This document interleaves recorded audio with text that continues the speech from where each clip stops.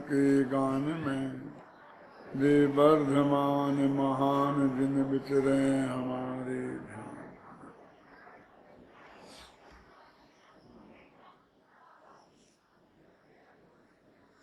बंधाधिकार आरंभ हो रहा है, जिसकी चर्चा अपन ने कल की थी कि इस बंधाधिकार में ना तो बंध के भेद गिनाए, न बंध की परिभाषा दी, बल्कि जैन शास्त्रों में जो जो बंध के कारण गिनाए गए हैं, बाहर नहीं, कर्मों से आत्मा बंधा है, ये हमने शास्त्रों में पढ़ के ही सीखा है, दुनियादारी से नहीं सीखा है। पर मन वचन काय की चंचलता से बंद होता है, ये भी हमने शास्त्रों से ही जाना है। हिंसा से और अहिंसा से बंद होता है, हिंसा और अहिंसा के विकल्पों से। हिंसा के विकल्पों से पाप का बंध, और अहिंसा माने बचाने के भाव के विकल्प से पुण्य का बंध है, ये भी हमने शास्त्रों से ही जाना है। और 5 इंद्रियों के भोग बंध के कारण हैं, ये भी हमने शास्त्रों से ही जाना है। यानी यदि कहें तो कुंदकुंदाचारी जैसे मानो सर्वज्ञ भगवान की वाणी में जो द्वादशांग वाणी आई है, उसी के विरुद्ध खड़े हो रहे हैं। ये भी हमारी तुम्हारी बात नहीं है क्या? कर्म से आत्मा नहीं बंधा है, मनोवचन काय की चंचलता से आत्मा नहीं बनता है, चेतन अचेतन की हिंसा से भी आत्मा बनता नहीं है, और इंद्रियों के भोग भोगने से भी आत्मा बनता नहीं है। ये बात कहकर मानो सारे जनागम से के विरोध में झंडा खड़ा कर रहे हैं, नहीं लगता?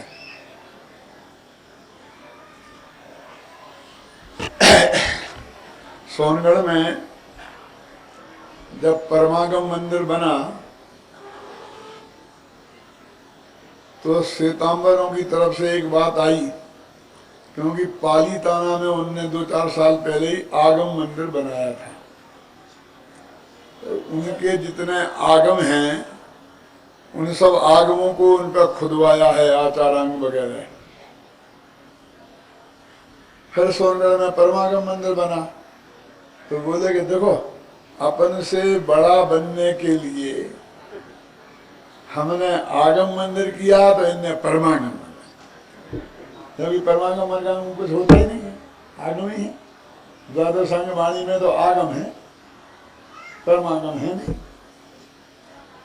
गुरुदेव में सावन का शिविर लग रहा था सोनगढ़ में, तो उसमें ये बात प्रवचन में कही कि लोग ऐसा कहते हैं, लेकिन भैया अपन ने तो ऐसी कोई प्रद्वंदता किसी से की नहीं है, अपन तो कभी ऐसा करते नहीं है, ऐसा उन्होंने स्पष्टीकरण दिया। अब ये कुंदकुंदाचार्य के ग्रंथ हैं, समय सारादि ये परमागम कहलाते हैं, उनको हमने खुदवाया है, इसलिए हमने परमागम मंदिर रखा। हमारी दृष्टि में तो कोई है नहीं, लेकिन अब आगम में अपन को मिलती नहीं है ये बात कि ये परमागम है, क्यों सब तो आगम ही है ना। तो मैंने पूज्य गुरुदेव जी से कहा कि आगम में मिलती है साहब? कौन कहता नहीं मिलती है? तो बड़े उत्साह से बोले कहाँ मिलती है? तो मैंने कहा जय सेनाचार्य देव ने प्रवचन सार की तात्पर्य वृत्ति टीका में ये बात लिखी है, और वो टीका का अंश मैंने गुरुदेव श्री को पढ़ के सुनाया, और उसमें इतना स्पष्ट शब्दों में लिखा है कि आगम का जो अंश आत्मा की समझाने की बात करता है, जिसे अध्यात्म कहते हैं, उसे परमागम कहते हैं, ऐसा स्पष्ट शब्दों में लिखा। जैसे न दाई देना। ये तो प्रमाण है 700 वर्ष पुराना। और फिर मैंने तर्क और युक्ति से भी उस बात को सिद्ध किया कि अध्यात्म के नए और आगम के नए अलग अलग हैं।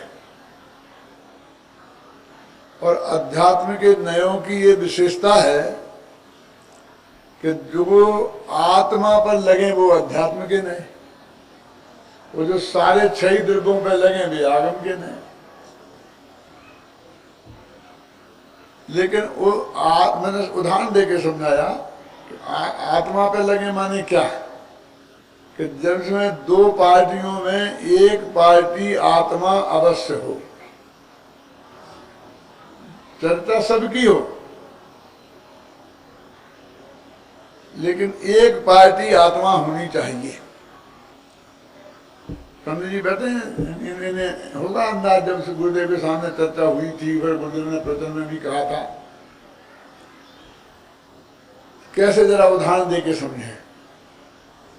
ये जगह स्त्री पुत्र मकान जायदाद रुपया पैसा ये मैं हूं, इनका कर्ता भोक्ता मैं हूं, इनका मैं स्वामी हूं, ये उपचरित असद्भूत व्यवहार नए से कहा जाता है। शास्त्र में कहा क्या नहीं कहा। और ये कौन सा नया, अध्यात्म का क्या आगम का। हमें तो महामिथ्यात्व दिखता है। स्त्री पुत्र मकान जायदाद रुपया पैसा नगर देश गांव दुनिया इसको अपना कह रहा है, और तुम कह रहे ये अध्यात्म का नय है। क्योंकि इन्हें आत्मा कहना, आत्मा को इनका स्वामी कहना, आत्मा को इनका कर्ता कहना, आत्मा को इनको भोक्ता कहना, आत्मा आया ना, भले ही सारी दुनिया आई, लेकिन एक पार्टी आत्मा खड़ी है साथ, इसलिए वो अध्यात्म का नहीं है। तो मैं यही बात अभी दिल्ली विश्वविद्यालय में समझा रहा था, तो लोग खड़े हो गए कि नहीं था, इसमें आत्मा की कहा भाई, इसमें तो शरीर स्त्री पुत्रादि की बात है। मैंने कहा भाई साहब ध्यान सुनते तो हो नहीं, मैंने ये कहा कि इसमें एक पार्टी आत्मा होना चाहिए। फिर अध्यात्म का नया कौन नहीं है जिसमें एक पार्टी आत्मा नहीं है। एक द्रव्य दूसरे द्रव्य का करता है, जीवों को धर्म द्रव्य चलाता है, इसमें तो जीव आ गया। अब पुद्गल को धर्म द्रव्य चलाता है, और उसमें निमित्त है ना वो, तो ये आगम की बात है, ये अध्यात्म नहीं है। अंतर समझ में आया कि नहीं आया। क्योंकि इसमें एक पार्टी आत्मा नहीं है, पुद्गल और धर्म द्रव्य है। तो हमें समझ में आ रहा है। अच्छा अभ्यासियों को भी पता नहीं होगा, माने उसमें एक पार्टी आत्मा अवश्य होनी चाहिए। तो 8 ने लगाओ, उनमें एक पार्टी आत्मा अवश्य होगी, इसलिए वो अध्यात्म का नय है। ये अध्यात्म का अर्थ समझ गए आप। और जो 6 द्रव्य, एक द्रव्य दूसरे द्रव्य का करता नहीं है, हमारे पुद्गल भी धर्म द्रव्य का करता नहीं है, धर्म द्रव्य पुद्गल का करता नहीं है, तो इसमें आत्मा नहीं है। समझ गया ना। तो वो अध्यात्म नहीं है। हमें क्या मतलब है चाइना के 4 गांव रसिया ले जाए, रसिया के 10 गांव चाइना हड़प जाए, हमारे हिंदुस्तान की 1 इंच भूमि नहीं लेना चाहिए। हमारी समस्या तो ये है, हमें तो अपनी बॉर्डर सुरक्षित करना है, और सारी दुनिया में किसने किसकी कितनी हड़प ली क्या कर ली, अब हम उलझने लग जाएंगे तो होगा, फिर हम अमेरिका बन जाएंगे, हिंदुस्तान नहीं रहेंगे। सबकी चौकीदारी करने का काम हो जाएगा फिर हमारा। अंतर समझ में आया कि नहीं आया। फिर हम अध्यात्म भी नहीं रहेंगे, आगमी हो जाएंगे। तो इसका नाम है परमागम क्यों रखा है। तो उसके पीछे रहस्य है कि परम, ये 8 नय हैं अध्यात्म के, उनमें अंतिम कौन है, परम शुद्ध निश्चय नय। तो जो जिसमें परम लगा हो वहां तक ले जाना है, इसलिए वो परमागम है। जो परम शुद्ध निश्चय नय के विषय तक हमें ले जाए, उस शास्त्रों को परमागम कहते हैं। और भले ही उसमें दुनियादारी की बातें भी लिखी हों, जैसे प्रवचन सार है, पंचास्तिकाय है, अष्टपाहर है, तो उसमें कैसे साधु होते हैं इसकी बातें भी हैं, लेकिन अंत तो गत्वा उसका एंगल हमें कहाँ ले जाने का हो, परम शुद्ध निश्चय नहीं की, तो परम लगा ना परम, और परम भाव ग्राही द्रव्यार्थिक नय के विषय तक ले जाए, समझ गया? जो परमार्थ तक ले जाए, परम माने सर्वोत्त के अर्थ माने पदार्थ माने अपना आत्मा। आज मैंने परम पदार्थ पायो, आज मैंने परम पदार्थ पायो। कल तक नहीं थे तुम? अरे आज जाना तो आज पाया कहते हैं उसे। जैन दर्शन में, अध्यात्म में पाने को, जानने को ही पाना कहते हैं। वैसे तो एक द्रव्य दूसरे द्रव्य को कभी पाता ही नहीं है। कोई किसी को अपने को क्या पाना, दूसरे द्रव्य को पा नहीं सकते, और अपने को क्या पाना है? तो ये परमागम आप समझ गए। मैंने कहा गुरुदेव को सारी बात बताई मैंने, सबक वो सभा में खड़े हो गए एकदम स्पष्ट शब्द में, सब बहुत बहुत आनंद आया।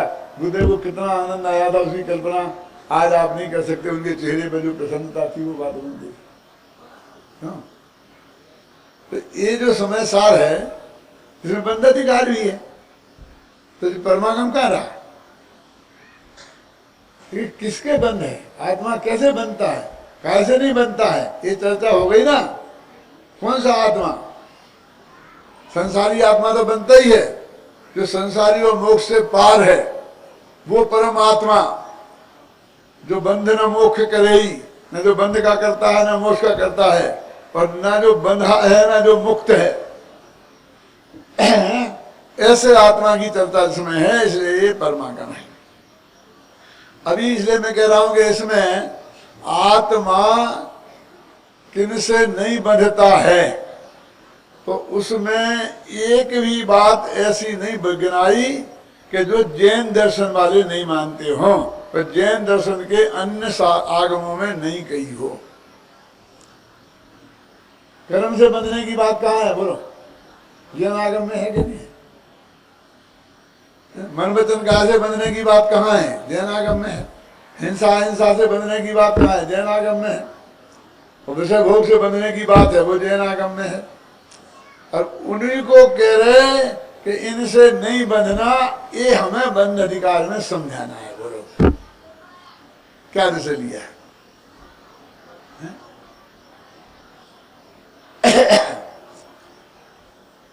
गाथा है, पढ़ते हैं भाई।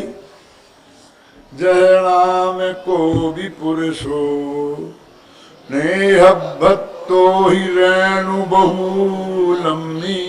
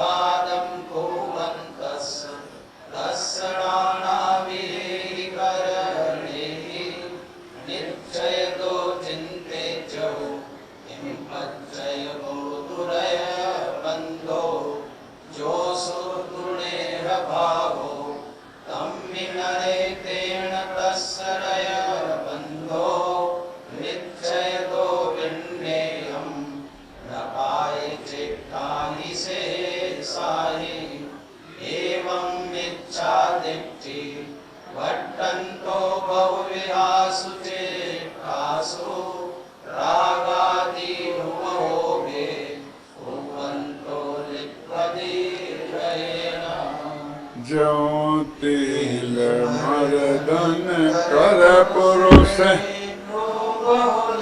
स्थान में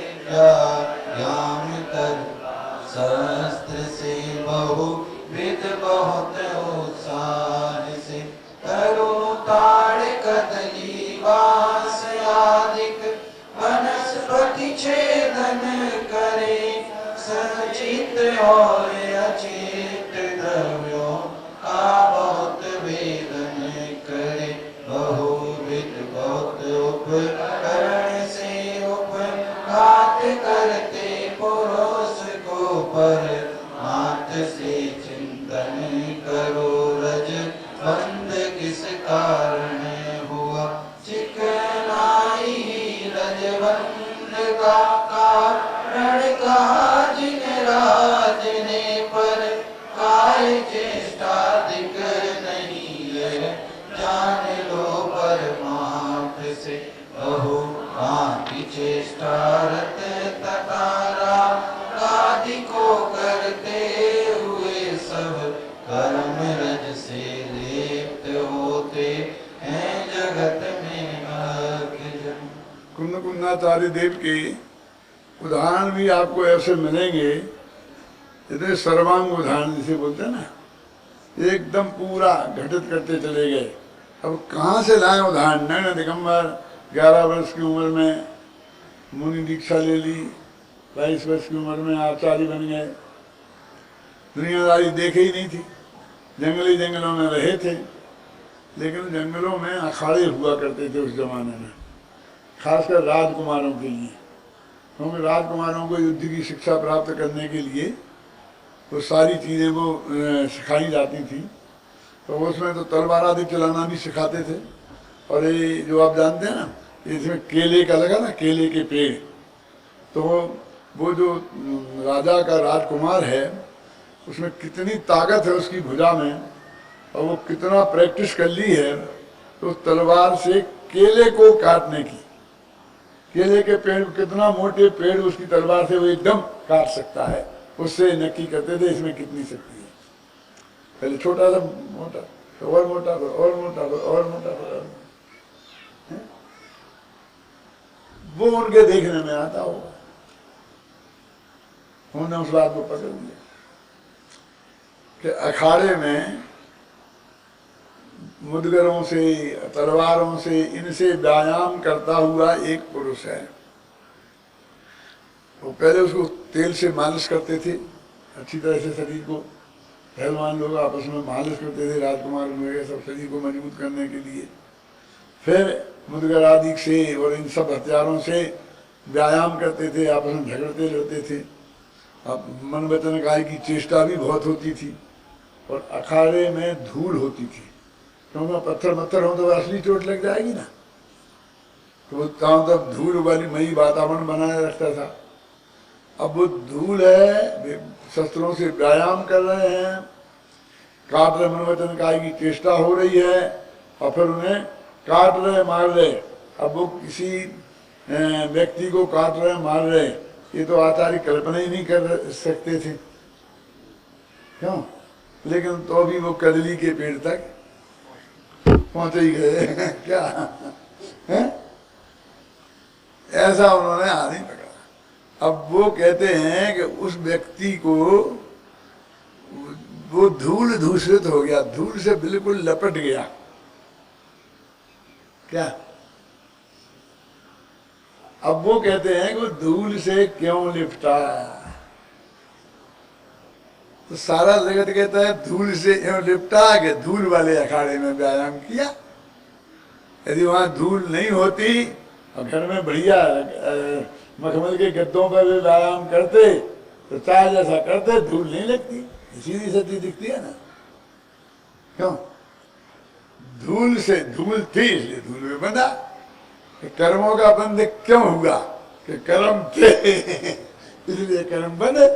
कर्म ही नहीं होते तो कर्म कहां से बनते? पकड़ दे हो कितनी मजबूत, धूल चिपट गई, धूल का हुआ बंध, मैंने चिपट गई। तो कहते धूल क्यों चिपटी? कि धूल थी इसलिए धूल चिपटी, उसमें क्या? तो कहते नहीं, धूल से धूल चिपटती होती तो हमें चिपट जाती ना, हमें माने कुंदाचार्य देव को। हम तो इसी धूल वाले वातावरण में बैठे हैं ना,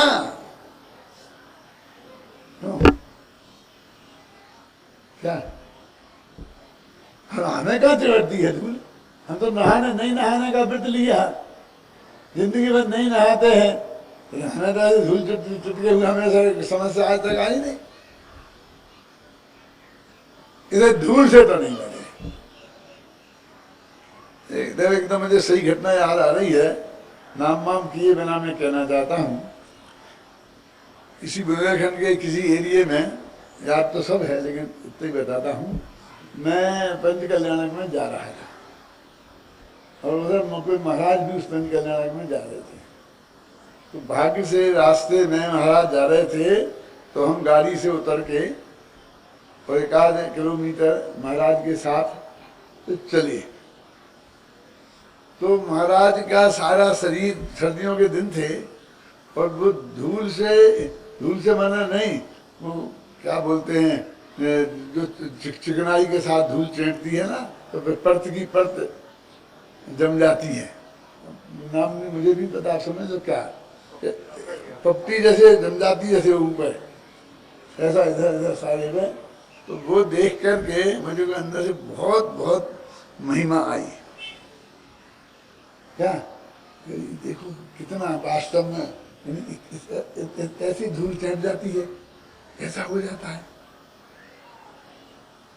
तो मैंने जाके प्रवचन में भी कहा और ये कहा कि आज जैसा मैंने दृश्य देखा तो मुझे बहुत बहुत दिगंबर दशा की बहुत महिमा आई। तो फिर लोगों ने अकेले में आकर मुझे बताया कि आपको पता नहीं है ये रात को 2-2 घंटे 3-3 घंटे मालिश होती है, तो धूल की वजह से धूल नहीं चढ़ती।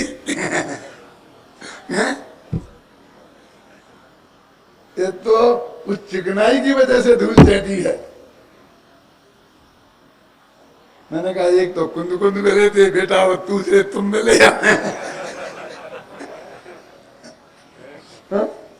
एक तो कुंद कुंद मिले थे कि जिनने कहा था कि धूल होने से धूल नहीं चिवटती,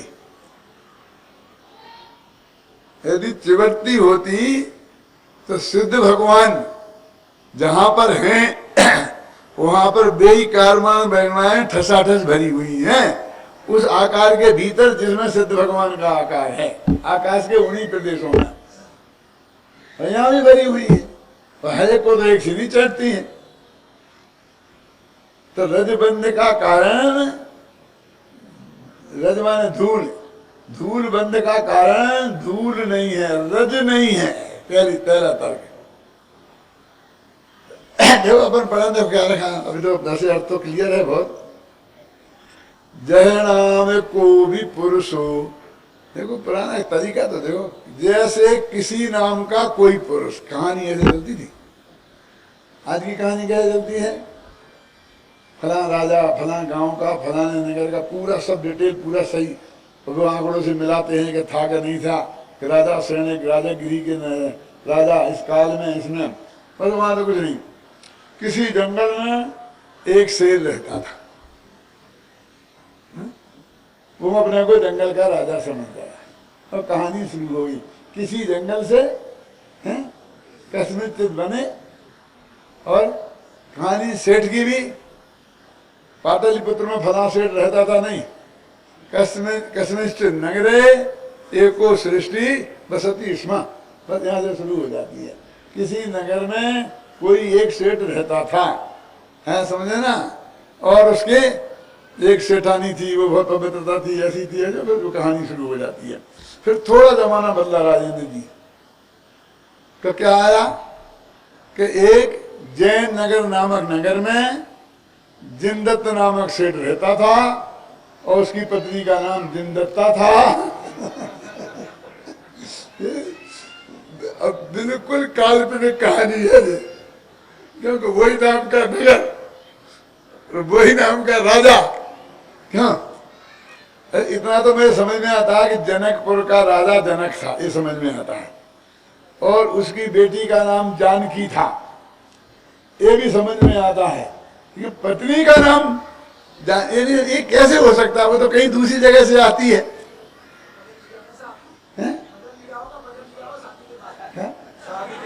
अरे दिया होगा, एक ये रिसर्च करता मैं। मेरे कहने का मतलब ऐसी कहानियां हजारों हैं, उसका अर्थ सिर्फ वे सच्ची हैं। सच्चाई सिर्फ इस अर्थ में है कि उन कहानी के माध्यम से जो चीज वो समझाना चाहते हैं वो बात 100% सच्ची है। क्या वो बात 100% सच्ची है, पर इतनी सच्चाई उसमें है। और बाकी कहानी तो हमारे हृदयों में जन्म लेती है।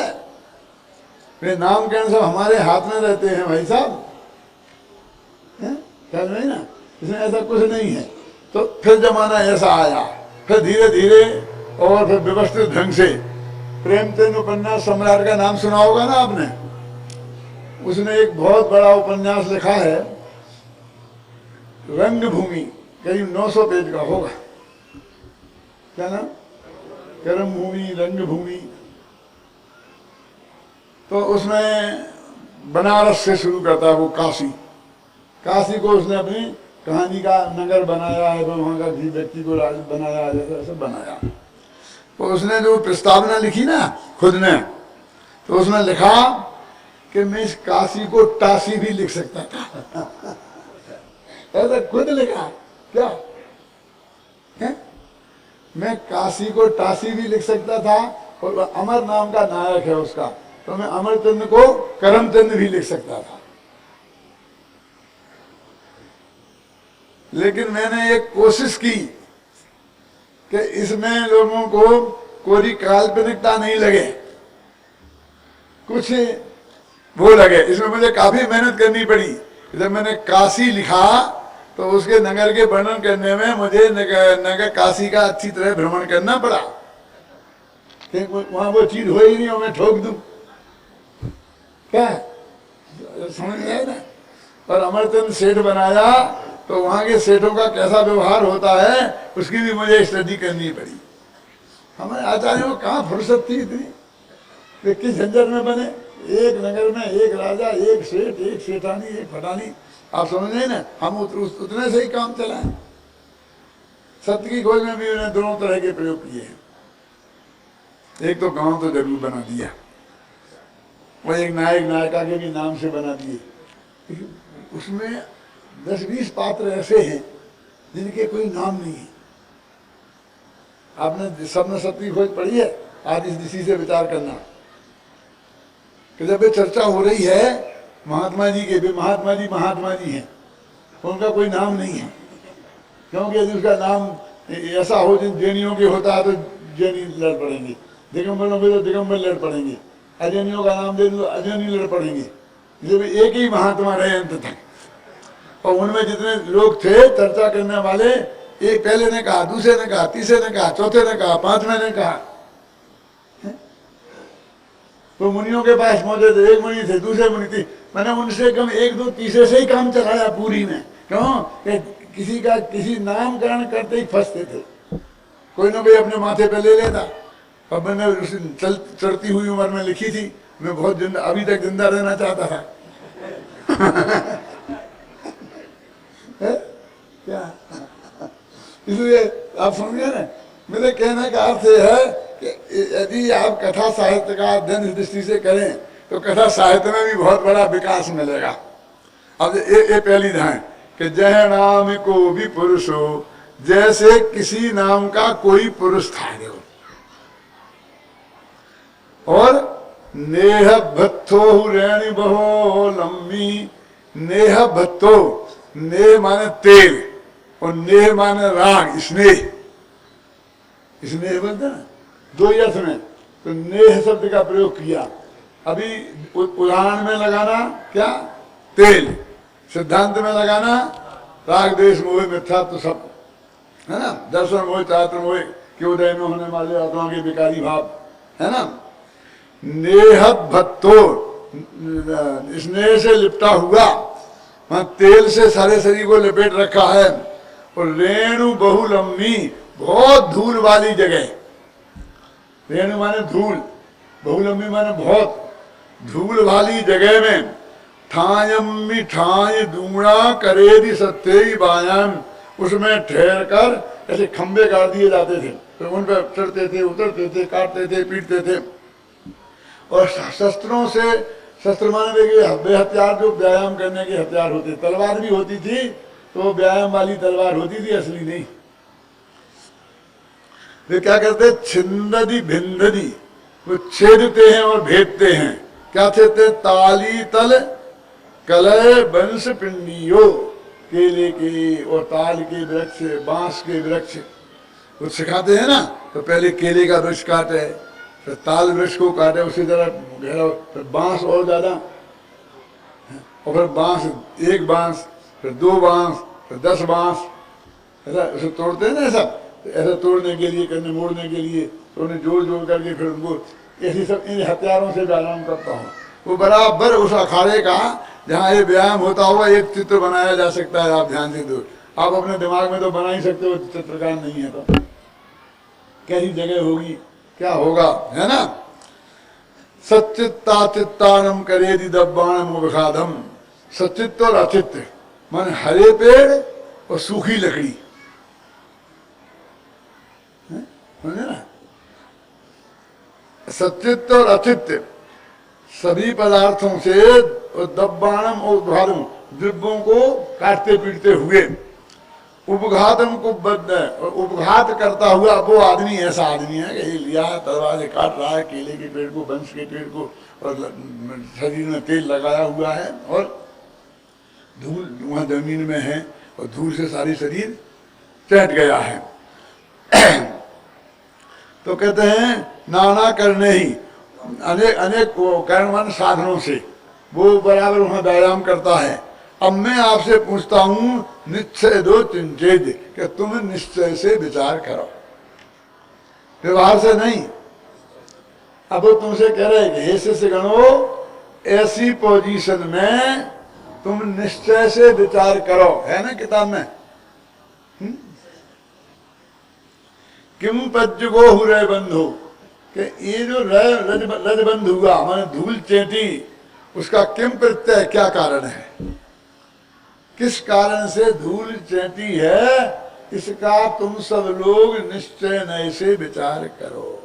एक प्रतिबंधन ने लगा दिया कि निश्चय नए से विचार करो। और कौन सा निश्चय है, परम शुद्ध निश्चय नए से विचार करो। क्या, क्योंकि एक निश्चय के साथ 3 नकली निश्चय भी खड़े हो गए, जो हम पर्याय से भिन्न, पर्याय से भिन्न चिल्लाते हैं ना, कि निश्चय नहीं से भगवान आत्मा पर्याय से भिन्न है, पर्याय से भिन्न है, सब लोग होते हैं। लेकिन ज्यादा मत बोलो, नया नया मुल्ला होता है ना, वो बहुत जोर से बांध देता है। 3 निश्चय ने ऐसे हैं जो आत्मा को पर्याय से सहित बताता है। बोलो निर्मल जी, है क्या नहीं? एक अशुद्ध निश्चय ने जो राग आदि से युक्त आत्मा को बताता है, वो जीव को मिथ्या दृष्टि बताता है। बोलो, ऐसा एक निश्चय नय है, विभाग नय नहीं। और एक निश्चय नय ऐसा है कि जीव को सम्य दृष्टि कहता है, वो निर्मल पर्याय से युक्त कहता है ना। पहले का नाम क्या था, दूसरे का नाम क्या है, एक देश शुद्ध निश्चय नय। एक नय ऐसा है जो शुद्ध पर्याय केवल ज्ञान से आत्मा को अभिन्न बताता है, उसका नाम क्या है, साक्षात शुद्ध निश्चय नय। अब एक नय ऐसा है कि जो कहता है तीनों बातें झूठी हैं, कि तीनों बातें पर्याय से सहज बताने वाली हैं। और मेरा विषय तो वो पर्यायों से रहित पार, वो है एक नय है, और तुम और दूसरा नया ही नहीं है। तुम्हें समय सार पढ़ने के पहले नए चक्र भी पढ़ना पड़ेगा। अभय जी को बुला करके 1-2 महीना की अच्छी क्लास लगाओ और पहले नए चक्र पढ़ो। क्या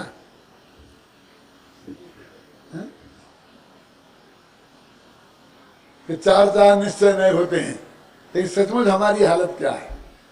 मैं एक बहुत परम सत्य घटना सुनाता हूँ कि महासमिति बनने वाली थी, दिल्ली में मीटिंग रखी थी, साहू जी ने सबको बुलाया था। तो अपने मिशन की तरफ से मैं, बाबू भाई, पाटनी जी और गोदका जी गए थे। साहू जी के घर ठहरे, साहू जी ने हमारा बहुत स्वागत सत्कार किया और हमारी पेट्रोल गाड़ी में पेट्रोल हमारे बताए बिना चुपचाप भरवा दिया, टैंक फुल करवा दिया। मैं सिर्फ ये बात मुझे बता रहा हूँ कि उन्हें कितना अंदर से वात्सल्य भाव था और दिखाया, लेकिन जब हम अंदर चर्चा करने बैठे तो एकदम गर्म हो गए। और आप लोगों ने सब गड़बड़ कर दिया, ये कर दिया, वो कर दिया, ये कर दिया, हमको धोखे में रखा, दे रखा। नहीं समझ में नहीं, सब जगह वहां तक के बाबू भाई बुद्धगा जी पाटनी जी के क्या हो रहा है। बोले आप कहते थे वो निश्चय न सच्चा है, व्यवहार न झूठा है।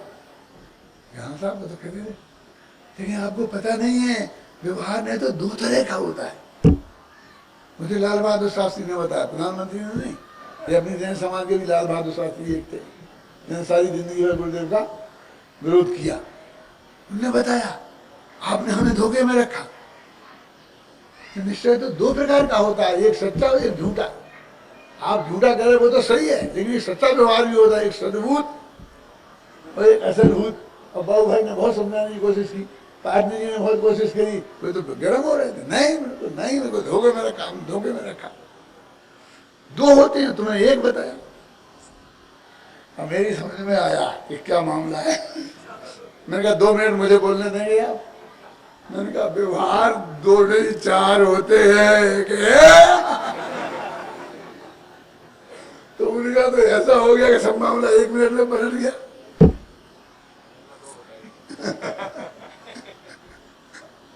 उन्होंने 2 बताए थे, हमने 4 बताए। उन्हें एक आता ऐसा, एक कहता एक। अब मैंने कहा यही तो दिक्कत है साहब कि आपके हाथ में सारी समाज है, आप जो समाज से कहें वो मानेगी। आपको ना ये पता है कि 1 है कि 2 है कि 3 है कि 4 है, जो आएगा वो कहेगा क्या होगा। और मैंने थोड़ा सा समझाया 5 मिनट 4 कैसे कैसे होते हैं, तो बहुत खुश हो। तो समझ में साहू जी थे, गांव गांव में साहू जी बैठे हैं, अपने मुमुक्षुओं में भी। मैं आपसे पूछता हूं कि कितने मुमुक्षु ऐसे हैं कि जो निश्चय में से तो कुछ नहीं है, राग आदमी बेपर्या नहीं, जे नहीं बिल्कुल नहीं, निश्चय से नहीं, वो तो व्यवहार से होगी। क्यों ऐसा कहने वाले हैं कि नहीं है, बोलो गली गली में बैठे। क्यों भाई जी बोलो, आप भी तो फेस करते होंगे कि नहीं हैं? यानी अज्ञान की जड़ें बहुत गहरी हैं। तो यही मत समझना कि इस पंडाल के बाहर ही सारा अज्ञान का ठेका है। ये पंडाल भी इसी लोक में है। आज से करीब 35 साल और 40 साल पहले यहाँ पंडाल, वहाँ पर व्याख्यान होते थे मेरे सामने, मेरे बाबू भाई के, खेमचंद भाई के और इबल जी सब थे हम। मेरा 11 बजे नंबर आता था, 11 से 12 तक मेरे होते थे, पल्लेदार भी सुनते थे सब। हाँ, अब मैं सब निश्चय व्यवहार पर समझाता था, अक्षर बजाय वो भरी सभा में। तो दे मोसे दबे निकल गया, अरे भैया सागर में रत्नाकर कहते हैं सागर को, सागर में रत्न होते हैं, रत्न भरे होते हैं। लेकिन इतना ही मत समझना कि अकेले रत्न ही होते हैं, मगर मछली कम नहीं होते।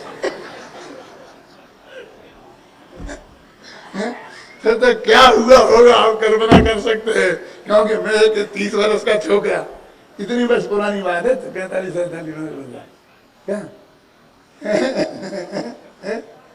और भरी सभा में कह रहा है कि सब शिकायत आई चारों तरफ से। हम सुबह राम भगवान दास के यहाँ ठहरे थे, वहाँ पे सब लोग ठहरे थे, आए, मीटिंग हुई, जिनमें सब थे उसमें ये बता रहे हैं, गवाही उतार रहे हैं। तब खेमचंद भाई बैठे, बाबू भाई बैठे, जी बैठे, ये सब क्या करें क्या करें क्या करें। नहीं, मैंने इसमें गलती क्या कर दी, क्या गड़बड़ हो गई भाई। जो लोग जिनको बुरा लग रहा है उन्हें तो मैं रत्न मान रहा हूँ, मगर मच्छी में मैं कहाँ कह रहा हूँ। क्या होते नहीं क्या, जहाँ रत्न होते हैं वहाँ मगरमच्छ होते हैं कि नहीं होते हैं। तो मुमुक्षुओं में भी रत्नाकर है, मुमुक्षु गुरुदेव के भगत रत्नाकर हैं, लेकिन रत्नाकर में मगरमच्छ भी होते हैं। आप समझे ना।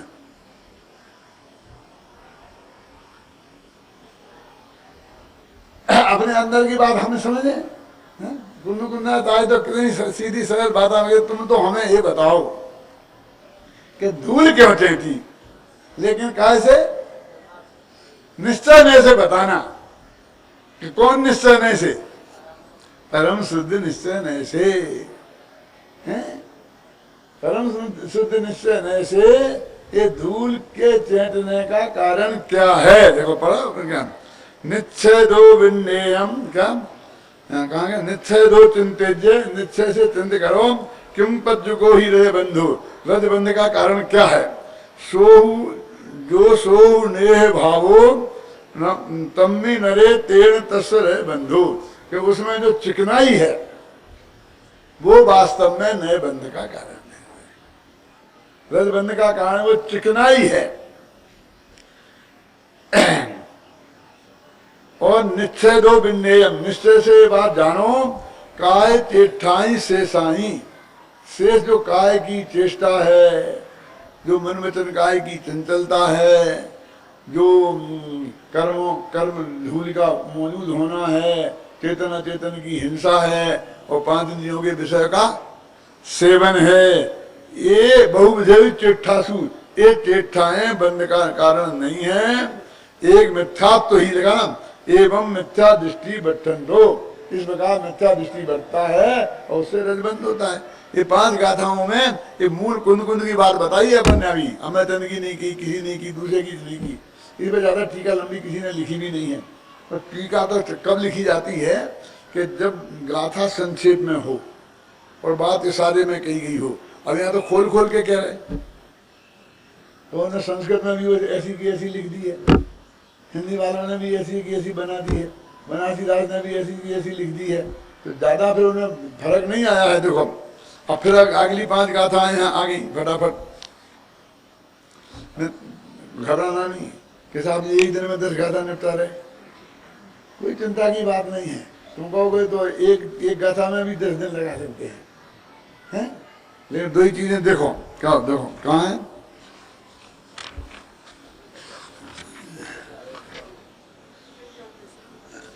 निकालो पेज नंबर समय सार में 366। हाँ बताओ, हाँ निकालो भैया निकालो। जय पुण्य चाहिए न, हाँ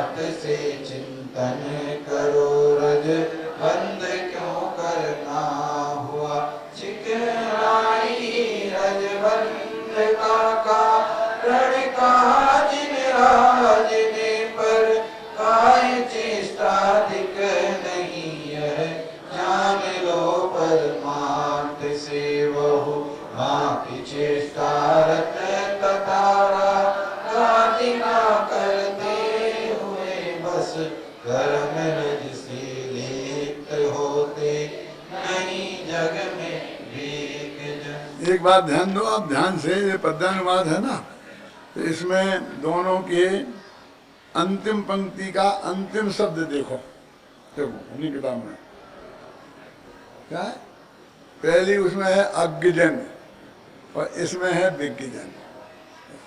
तो मिला क्या नहीं मिला? अभी नहीं। अज्ञजन और विज्ञजन, ये फर्क किसका है? अज्ञजन और विज्ञजन का। माने यहाँ पर जो ब्राह्मण ने लिया है मुनि महाराज को नहीं लिया, एक मिथ्या दृष्टि को लिया और एक सम्यक दृष्टि को लिया। विज्ञजन माने सम्यक दृष्टि लो और अज्ञजन माने मिथ्या दृष्टि, और उदाहरण को सर्वांग घटित किया और उल्टा बस मामला पलट दिया थोड़ा सा। कि वो पहले आदमी ने तेल लगा करके धूल वाले स्थान में सब किया था, व्यायाम वगैरह सब निष्ठाएं, और दूसरे आदमी ने बिना तेल लगाए किया ये सब कुछ, बाकी सब एक सही किया। अब फोटो बनेगी तो दोनों की लगभग एक सी आएगी ना, वो व्यायाम करते हुए शस्त्रों से काटते पीटते सब। और एक तरह तो भरत चक्रवर्ती पकड़ लो, वो तो मुश्किल से एक आधा ही मिलता है, और दूसरी तरफ तो हजारों हैं। किसी को भी पकड़ लो, किसी को नाम देना मुश्किल है। अब वो कहते हैं कि वो सारी चेष्टा बाकी चीजें एक सी होने पर भी उसे बंद रजबंद हुआ और इसे रजबंद नहीं हुआ। इसे क्लियर बात हो गई कि रजबंद का कारण वो चिकनाई थी, तो उसके मिथ्यात्व चिकनाई है, इसके समय चिकनाई नहीं है, इसके बंद नहीं हुआ। इतना ध्यान रखना कि यहाँ पर बंध माने मिथ्यात्व के काल में जो 41 व्यक्तियों का बंध होता है उनको ही बंध कहते हैं। बाकी जो चरित्र मुख से उदय से जो थोड़ा बहुत बंध होता है, जिसकी संसार में कोई कीमत नहीं है, वो समय पाकर अपने आप ही समाप्त हो जाता है, उसकी बात मत लेना, इतनी सी बात है। पर मामला पलट गया, मामला 1 मिनट में पलट जाता है। जो कितना एक और सत्य घटना मुझे याद आ रही है। मैं अशोक नगर में रहता था, आज से करीब 45-46 वर्ष पहले, 9 साल रहा हूँ। 46 वर्ष पहले 9 साल, कितने वर्ष हो गए थे? 55 वर्ष पहले शुरू हुआ था हमारे को। तो वहाँ मैं प्रवचन करता था रोजाना। इंदौर में कि जो ब्रह्मचारी लोग रहते हैं ना, कुंजी लाल जी, परशुराम जी, छोटे लाल जी, तानमल जी, ब्रह्मचारी लोग रहते थे, सब लोग अशोक नगर में चौमासा करने आते थे। तो मुझसे बहुत वात्सल्य भाव था और इस वजह से वो आते थे, मैं रहता था, और वो सब बहुत एवं विद्वान थे, लेकिन प्रवचन नहीं करते थे। वो प्रवचन मेरा कराते थे, सब सुनते थे, और हम दिन में तत्व चर्चा करते थे। इंदौर आश्रम के लोग थे। एक दिन कुंजी लाल जी साहब प्रवचन कर रहे थे। वो मेरी चचेरी बहन के ससुर के छोटे भाई भी थे, रिश्तेदार भी थे। तो उन्होंने कभी भी थोड़ा थोड़ा हमको नापसंद करते थे ना, तो वो उन्होंने एक कहानी सुनाई, बिल्कुल सही घटना। वो कहानी सुनाई कि घर में पति पत्नी सो रहे थे और घर में चोर आए। तो चोर आए, घुसे, घर में घुस गए। तो पत्नी ने धीरे से पति से कहा कि चोर आ गए, कि चुप रहे, जान रहा हूं, देख रहा हूं। सच्ची घटना है दादा। उनने ये कहानी सुनाई। उनका नाम था ब्रह्मचारी कुंजी लाल जी, लागुन के थे।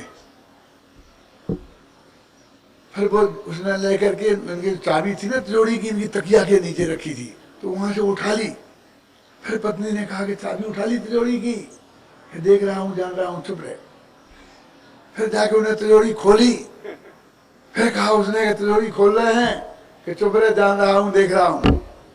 फिर तिजोरी से सारा माल निकाला और निकाल के ले जाने रहा। तो फिर अंत में कहा, क्या जान रहे, देख रहे? जब पूरे ही लुट जाओगे तुम, जानते देखते रहोगे। आखिर चोर सब माल ले गए और वो जानते देखते रह गए। ऐसे ये जानने देखने वाले हैं ना, ये पंडित रघुचंद जैसे लोग, ये जानते देखते रहेंगे तो सारा लुट जाएगा। तो तुम इनके चक्कर में मत आना। बड़ी सभा में ये बात की। उस सभा का दृश्य भी मुझे ख्याल में है। मैं कहाँ बैठा था, वे कहाँ बैठे थे, किस तरह जोर का ठहाका लगा था। मैंने अत्यंत विनय पूर्वक कहा, महाराज जी एक मेरा थोड़ा सा प्रश्न है, एक है, आप कहो तो 1 सेकंड में बोलूं? बोले बोलो बोलो बोलो। मैं तो समझता ना दिग्विजय कर ली थी, वो तो जीत गए थे। बोलो क्या बोलते हो, बोलना जितना बोलो, थोड़ा क्यों बोलते हो? मैंने कहा साहब इतना सी बात है कि उस आदमी के हाथ में 9 इंची का लंबा नंगा छुरा था। कौन? वो चोर के हाथ में।